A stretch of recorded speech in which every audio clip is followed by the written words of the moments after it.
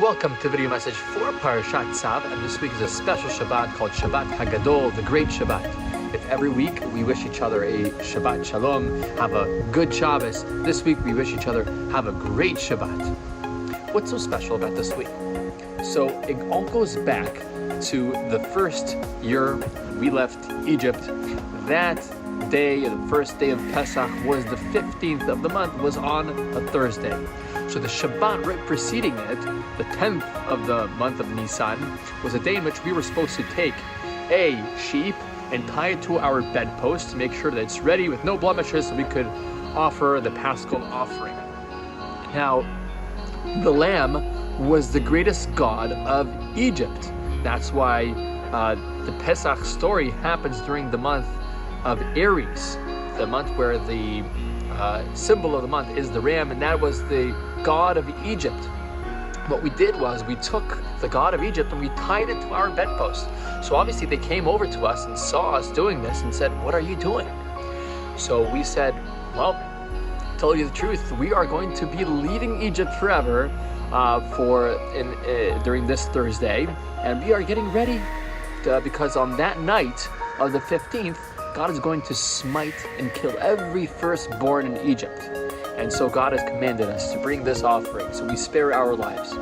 The firstborns heard this, and after witnessing all the other 9 plagues in Egypt, they were already very paranoid, and they went over to Pharaoh and they said, "Pharaoh, let Am Yisrael go right now before the plague of the firstborns. We want to stay alive." And the firstborns in Egypt had a very high status. They were the priests of Egypt.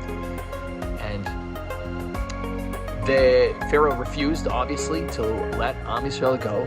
And they started killing and started waging a war against the Egyptian army. This is what we say, the Makem Mitzrayim B'Chorehem. God smote Egypt with the firstborns. Meaning, using the firstborns, they already started killing the Egyptians. And so this was a great miracle that happened then. What this is teaching us, or the Torah is teaching us by this, is that the first step to freedom is courage.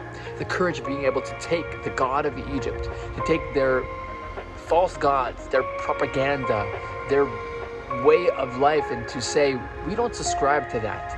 We subscribe to something much higher. We subscribe to the only one true God.